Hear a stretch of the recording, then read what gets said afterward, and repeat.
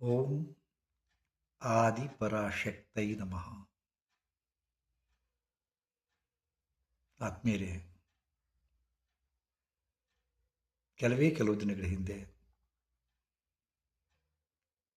ಒಂದು ವಿಡಿಯೋ ಕ್ಲಿಪ್ಪನ್ನು ಬಿಟ್ಟೆ. ಆ ವಿಡಿಯೋ ಕ್ಲಿಪ್ನಲ್ಲಿ ಸ್ವಲ್ಪ ಉದ್ವೇಗಕ್ಕೊಳಗಾಗಿ ಪೂರ್ವಾಗ್ರಹ ಪೀಡಿತವಾಗಿ ನೀವು ಮಾತಾಡೋ ಮಾತುಗಳನ್ನು ಕೇಳಿ ಕಮೆಂಟ್ಗಳನ್ನು ಹಾಕಿದ್ದನ್ನು ನೋಡಿ ಸ್ವಲ್ಪ ಮನಸ್ಸಿಗೆ ಬೇಜಾರಾಗಿ ಅದಕ್ಕೆ ಕುರಿತಂತೆ ಒಂದು ಶಬ್ದವನ್ನು, ಒಂದು ವಾಕ್ಯವನ್ನು ಆ ವಿಡಿಯೋ ಕ್ಲಿಪ್ನಲ್ಲಿ ಬಳಸಿದೆ.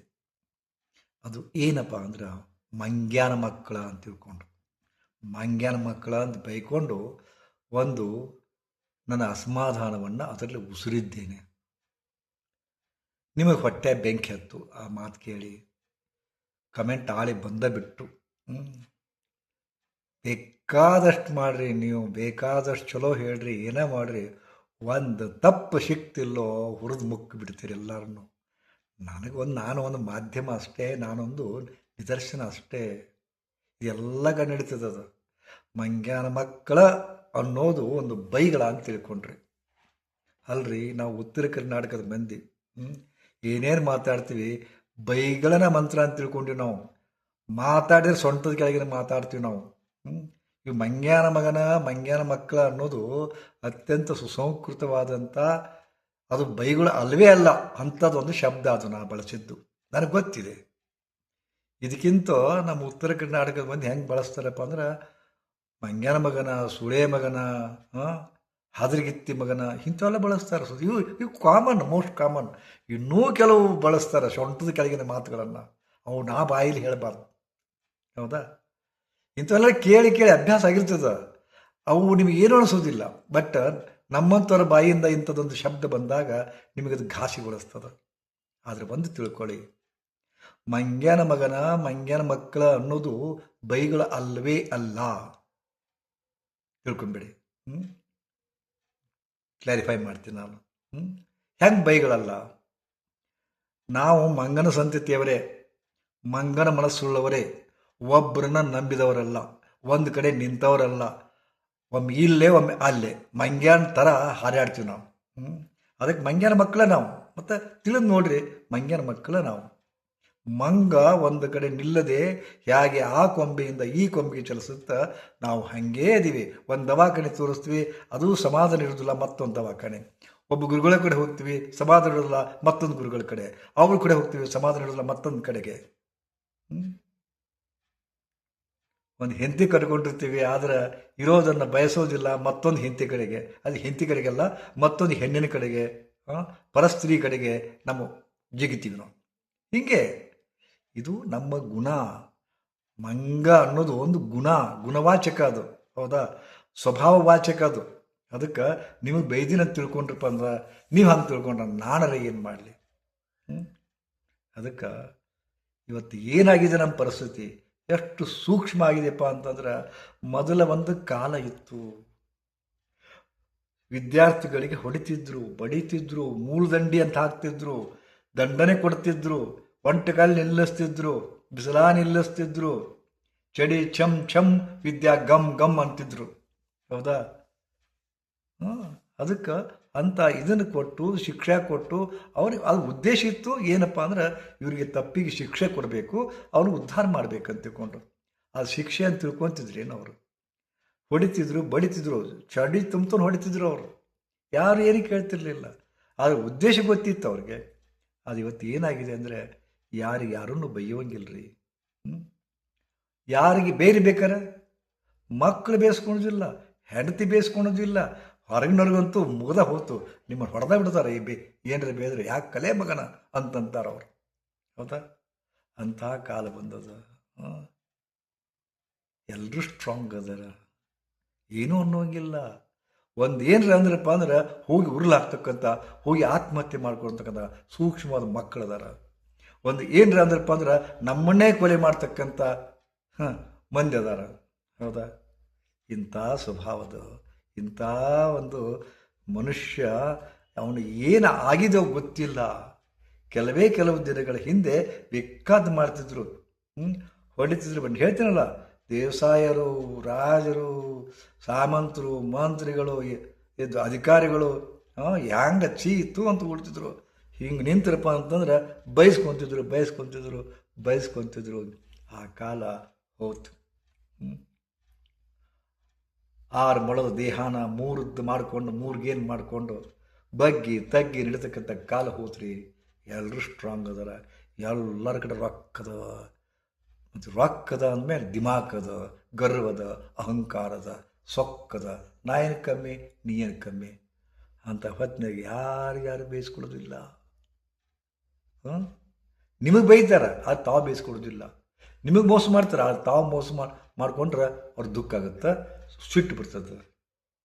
ಅವ್ರು ನಿಮಗೆ ಬೇಯ್ತಾರ. ಆದ್ರೆ ಈ ನೋಡ್ರಿ, ಸ್ವಸ್ಥರು ಇರ್ತಾರಲ್ಲ, ಅತ್ತೆಯರು ಬೇಯ್ದ್ರಪ್ಪ ಅಂತಂದ್ರೆ ಬೇಗಳಂತ ತುಕ್ಬಿಡ್ತಾರೆ ಅವರು.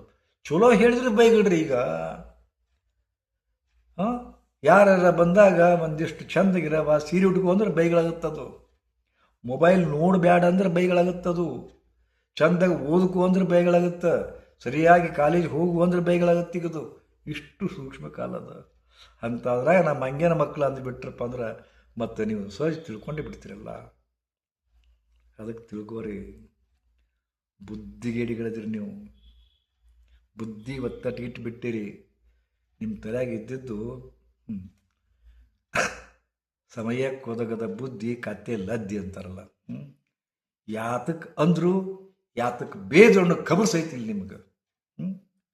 ನಿಮಗಂದ್ರೆ ನಿಮಗೆ ಅಂತಲ್ಲ, ನಾನು ಎಲ್ಲರಿಗೂ ತಿಳಿಯುವಂಗೆ ಹೇಳ್ತಾ ಇದ್ದೀನಿ. ಅದರ ಮಕ್ಕಳು ಬಂದರು, ಹ್ಯಾಂಡ್ರು ಬಂದರು, ಗಾಂಡ್ರು ಬಂದರು, ನೆರೆಹೊರೆಯವರು ಬಂದರು, ನಮ್ಮ ಸಮೀಪದ ಇರ್ತಕ್ಕಂಥ ನಮ್ಮ ಸಂಬಂಧದಲ್ಲಿ ಬರ್ತಕ್ಕಂಥ, ನಮ್ಮ ಕಾರ್ಯಕ್ಷೇತ್ರದಲ್ಲಿ ಬರ್ತಕ್ಕಂಥ ಎಲ್ಲರೂ ಬಂದರು. ಯಾರು ಏನೂ ಅನ್ನೋಂಗಿಲ್ಲ. ಏನರ ಅಂದ್ರಪ್ಪ ಅಂದ್ರೆ ಮುಗಿದ ಕತೆ. ಅದಕ್ಕೆ ಅಂಥವ್ರು ಎಲ್ಲ ನಾ ಹೇಳೋದಪ್ಪ ಅಂತಂದ್ರೆ ಬೇಯಿಸ್ಕೊಂಡಾಗ ಕಲೀರಿ, ಊಸ್ಕೊಂಡಾಗ ಕಲೀರಿ. ಹೌದಾ? ಆ ಊದದ್ದು ನಾನು ಒಳ್ಳೇದಕ್ಕಂತ ತಿಳ್ಕೊಬೇಕು, ನನ್ನ ಹಿತಕ್ಕಾಗಿ ಅಂತ ತಿಳ್ಕೊಬೇಕು. ಹೌದಾ?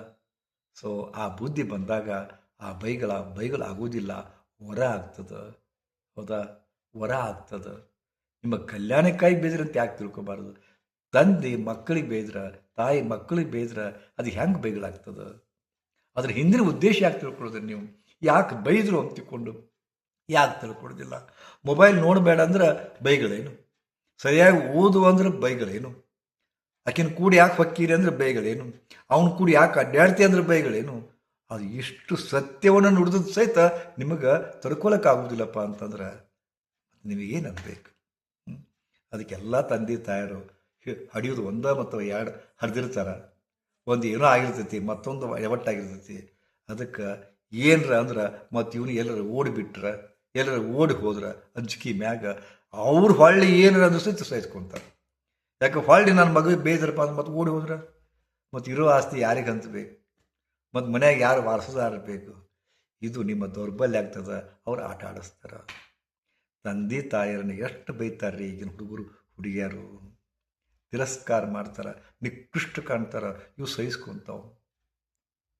ನೀವು ಹೊಡಿಬೇಕಾದ ಸಮಯದಲ್ಲಿ ಹೊಡಿಲಿಲ್ಲ, ಬೈಬೇಕಾದ ಸಮಯದಲ್ಲಿ ಬೈಲಿಲ್ಲ. ಉಣ್ರಿ ಬಂದು ಅಳ್ತಿರಲ್ಲ. ಯಾಕೆ ಹಂಗಾಯ್ತು? ತಪ್ಪು ಮಾಡಿದಾಗ ಒಮ್ಮೆಲೆ ಬೇಯ್ದ್ರೇನು? ರೂಢಿ ಮಾಡಿಬಿಟ್ರಿ ಅವ್ರಿಗೆ. ಏನೋ ಅಂದರು ಸಹಿಸ್ಕೊಂಡ್ರಿ, ಏನೋ ಬೈಕೊಂಡ್ರು ಸಹಿಸ್ಕೊಂಡ್ರಿ, ಏನೋ ತಪ್ಪು ಮಾಡಿದ್ರು ಸಹಿಸ್ಕೊಂಡ್ರಿ. ನೀವೇ ಮೊಬೈಲ್ ಕೊಟ್ರಿ. ಹೌದಾ? ಮೊಬೈಲ್ ನೋಡ್ತಾರ, ಅದು ತಪ್ಪು ಅನ್ನೋದು ಗೊತ್ತಾಯ್ತು, ಮೊಬೈಲ್ ನೋಡಬೇಡ, ಅಷ್ಟು ಇದು ಮಾಡಂತ ಬುದ್ಧಿ ಹೇಳು ಧೈರ್ಯ ಕಳ್ಕೊಂಡ್ರಿ. ಅದರ ಪರಿಣಾಮ ಇವತ್ತು ಎಲ್ಲರೂ ಅನುಭವಿಸ್ತಾ ಇದ್ದಾರೆ. ಹಾಳು ಮೊಬೈಲುಗಳು ಎಲ್ಲರ ಮನಸ್ಸನ್ನು ಹಾಳು ಮಾಡಿಬಿಟ್ಟಾವ, ಮನೆಗಳನ್ನು ಹಾಳು ಮಾಡ್ಯಾವ. ಎಷ್ಟು ಮಂದಿ ಬಂದು ಹೆಂಗೆ ತೋಡ್ಕೊತಾರಪ್ಪ ಅಂದ್ರೆ ಅದಕ್ಕೆ 90% ಕಾರಣ ಮೊಬೈಲ್ಗಳು. ಮತ್ತು ನಿಮ್ಗೆ ಗೊತ್ತಿಲ್ಲ ಏನು? ಎಲ್ಲ ಗೊತ್ತದ. ಬಟ್ ಯಾರಿಗೂ ಎಲ್ಲ ಗೊತ್ತಿದ್ರು ಏನು ಮಾಡ್ಲಿಕ್ಕೆ ಆಗ್ತಾ ಇರಲ್ಲ. ಹತಾಶ ಜೀವನ ನಮ್ದೆಲ್ಲ. ಸಹಿಸ್ಕೊಂತೀರಿ. ಬಂದು ತೋಡ್ಕೊಳ್ತಕ್ಕಂಥ ತಂದೆ ತಾಯರ ನೋವನ್ನು ಕಂಡು ಇಂಥ ಆ, ಅದು ಪದೇ ಪದೇ ಅಂತಿರಲ್ಲ, ಬೆನ್ನಾಗಿ ಬಿದ್ದದ್ದು ಒಂದು ವೈರಿ, ಹೊಟ್ಟೆಗೆ ಹುಟ್ಟಿದ್ದು ಒಂದು ವೈರಿ. ಹಂಗದ ಕಾಲ, ಹಂಗದ ಕಾಲ. ಏನೂ ಅನ್ನಲಾರ್ರಿ, ನಿಮ್ಮ ಮಕ್ಕಳೇ ಬಿಸಿ ತುಪ್ಪ ಆಗ್ಯಾರ, ಬಿಸಿ ತುಪ್ಪ. ಹೌದಾ? ಏನು ಅನ್ನೋಂಗಿಲ್ಲ, ಅನುಭವಿಸೋಂಗಿಲ್ಲ. ಅನ್ಬೇಕನ್ಸುತ್ತ ಅನ್ನಲಾರಿರಿ, ಅಳಬೇಕನ್ಸುತ್ತ ಅಳಲಾರಿರಿ. ಹೌದಾ? ಏನ್ರಿ ಹೇಳ್ಬೇಕನ್ಸುತ್ತ ಹೇಳಲಾರಿರಿ. ನೋವು ಆಗ್ತದ, ಸಹಿಸ್ಕೊಂತೀರಿ, ಸಹಿಸ್ಕೊಂತೀರಿ. ಸಿಟ್ಟು ಬರ್ತದ, ಸಹಿಸ್ಕೊಂತೀರಿ, ಸಹಿಸ್ಕೊಂತೀರಿ. ಸಹನಾಕೊಂದು ಮಿತಿ ಅದಲ್ಲ. ಹೇಳಬೇಕಾಗಿದ್ದನ್ನು ಹೇಳದೆ ಹೋದಾಗ, ಮಾಡಬೇಕಾಗಿದ್ದನ್ನು ಮಾಡದೆ ಹೋದಾಗ ಅನುಭವಿಸೋ ಸ್ಥಿತಿ ಗಂಭೀರ.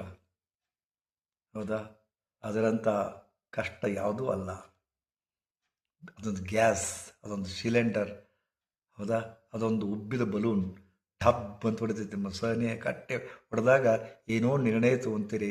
ಎಲ್ಲ ಇದುವರೆಗೆ ಅವಾಗ ಬೇಕು ಅಂತಿದ್ರು ಚಲೋ ಇತ್ತು, ಒಮ್ಮೆ ಬೇದ್ ಬಿಟ್ರಲ್ಲ ಮುಗೀತು ಕಥೆ. ಅದಕ್ಕೆ ಸದಾ ಪಿಟಿ ಅನ್ಕೊಂತೀರಿ ಮಕ್ಕಳಿಗೆ. ಅಂದ್ರೆ ನೀವು ಪಿಟಿ ಅಂದಾಗ ಅವರೇನು ದುಃಖ ಅನಿಸೋದಿಲ್ಲ. ಯಾವಾಗ ಒಂದು 1000 ಸಲ ಸಹಿಸ್ಕೊಂಡು ಒಂದು ಸಲ ಬೈಕೊಂಡ್ರೆ ಸತ್ತ ಹೋಗ್ತಾರೆ ಅವರು. ಅಥವಾ ನಿಮ್ಮನ್ನು ಹೊಡಿತಾರ, ಬಡಿತಾರ, ಬಿಟ್ಟು ಹೋಗ್ತಾರ, ಅಥವಾ ತಾವೇ ಉರುಳಕೊಂಡು ಸಾಯ್ತಾರ. ಅದಕ್ಕಿಂತ ಮಕ್ಕಳನ್ನ ಹಡೋದು ಜ್ವಾಕ್ ಮಾಡಿ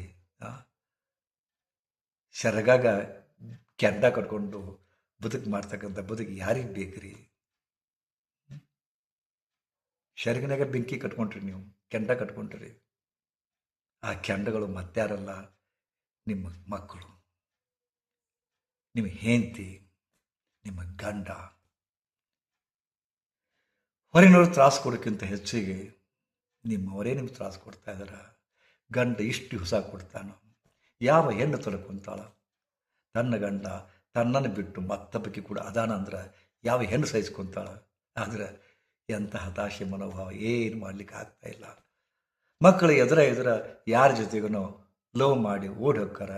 ಯಾವ ತಂದೆ ತಾಯಿ ಸಹಿಸ್ಕೊಂತಾರ? ಇವತ್ತು ಅದೇ ಆಗ್ತದೆ ರೀ, ಅದೇ ಆಗ್ತಾ ಇದ್ದ.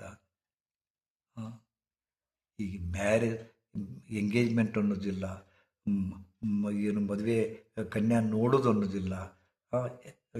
ಏನೋ ಈ ಬರೀ ಯಪ್ಪು ಬ್ಯಾಡ ಸುದ್ದಿ. ಕೇಳಿ ಕೇಳಿ ನಾನು ದನದ ಬಿಟ್ಟಿದ್ದೀನಿ. ಇದನ್ನು ಕೇಳಿ ಕೇಳಿ ಕಿವಿ ಇದಾಗಿಬಿಟ್ಟದು ನಂದು. ಬರೀ ಅದೇ ಅದೇ ಅದೇ ಅದೇ ಹೇಳಿದ್ನೆಲ್ಲ. ಒಂದೇ ವಾರದೊಳಗೆ ನನ್ನ ಮಗಳು ಅವ್ನು ಕುಡಿ ಹೊಡೆಗಾರ, ನನ್ನ ಮಗಳು ಇವನು ಕುಡಿ ಹೊಡೆಗಾರ.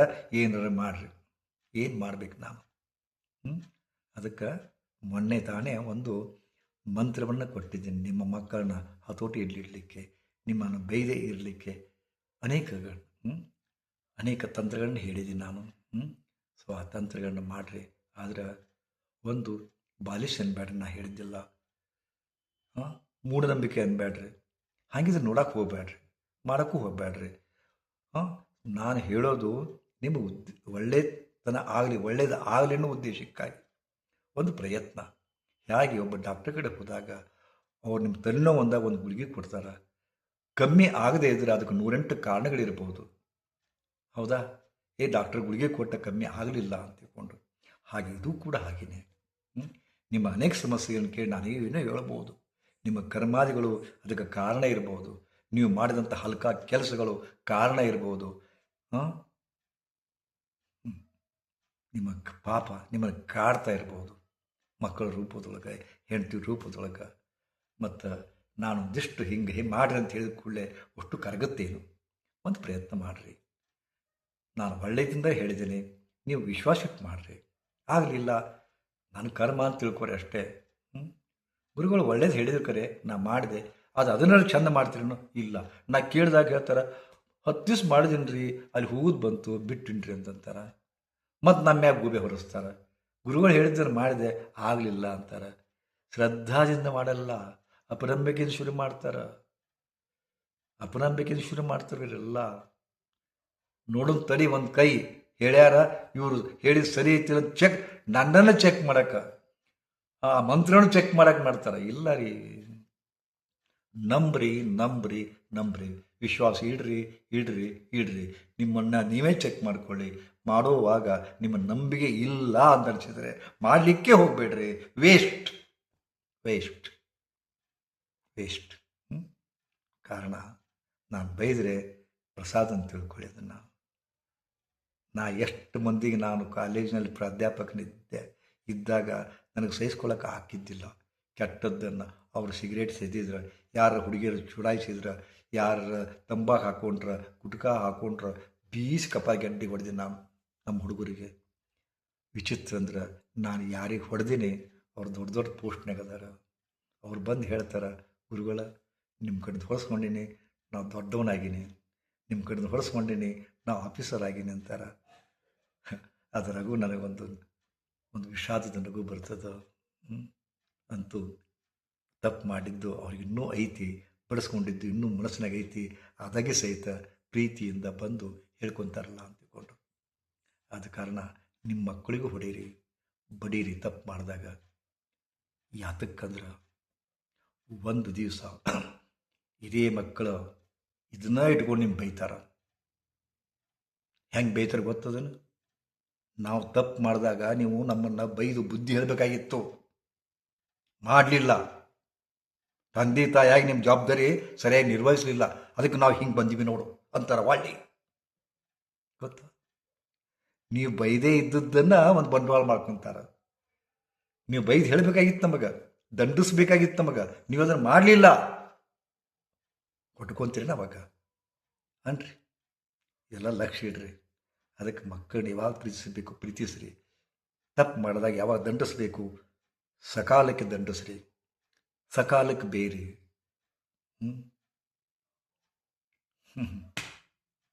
ಎಷ್ಟು ಹೇಳಬೇಕು ನಿಮಗೆ, ಎಷ್ಟು ಹೇಳಬೇಕು. ಕೆಲವು ಮಂದಿ ತಪ್ಪು ತಿಳ್ಕೊತೀರಿ, ಮತ್ತು ತಪ್ಪು ತಿಳ್ಕೊತೀರಿ. ತಂದೆ ತಾಯಿ ಬೇಯಿಸ್ಕೊಂಡಿದ್ದನ್ನು ನೀವು ಅರಗಿಸ್ಕೊಳ್ಳೋದಿಲ್ಲ. ನಮ್ಮಂಥವ್ರು ಬೇಯ್ದ್ರೆ ನಿಮಗೆ ಸಹಜ ಅಲ್ರಿ ನೋವು. ಗುರುಗಳಾಗಿ ನಮ್ಮ ಬೇಯಕ್ಕೆ ಹೋಗ್ತಾರ, ಇವ್ರೇನು ದೊಡ್ಡ ಅಂತೀರಿ. ನೀವು ಮಾಡಿದ್ರೇನೋ, ಮಾಡಿ ನೋಡಿರೇನೋ ನಮಗೆ ಪ್ರಶ್ನೆ ಹಾಕ್ತೀರಿ. ನಾ ಈಗಲೂ ಹೇಳ್ತೀನಿ, ನಾನು ಮಾಡೋದಿಲ್ಲ. ನಾನು ದೇವರು ಕೊಟ್ಟ ಪ್ರತಿಯೊಂದನ್ನು ಸ್ವೀಕಾರ ಮಾಡ್ತೀನಿ ನಾನು. ಆದರೆ ನನಗೆ ಆ ದೇವರು ಎಂದೂ ಕಷ್ಟನೇ ಕೊಟ್ಟಿಲ್ಲಮ್ಮ. ನನಗೆ ಸುಖವಾಗಿಟ್ಟನ. ಆದರೆ ಒಂದೇ ಒಂದು ದುಃಖ ಅಂದ್ರೆ, ನಿಮ್ಮ ಸಮಸ್ಯೆಗಳನ್ನು ಪರಿಹರಿಸಲಿಕ್ಕೆ ಒದ್ದಾಡ್ತೀನಲ್ಲ, ನಿಮ್ಮ ಸಮಸ್ಯೆಗಳನ್ನು ಕೇಳಿ ನೋವು ಪಡ್ತೀನಲ್ಲ, ಆ ನೋವು ಯಾವ ಕರ್ಮಕ್ಕೂ ಗೊತ್ತಿಲ್ಲ. ದೊಡ್ಡ ನಮಸ್ಕಾರ ನಿಮಗೆಲ್ಲರಿಗೂ.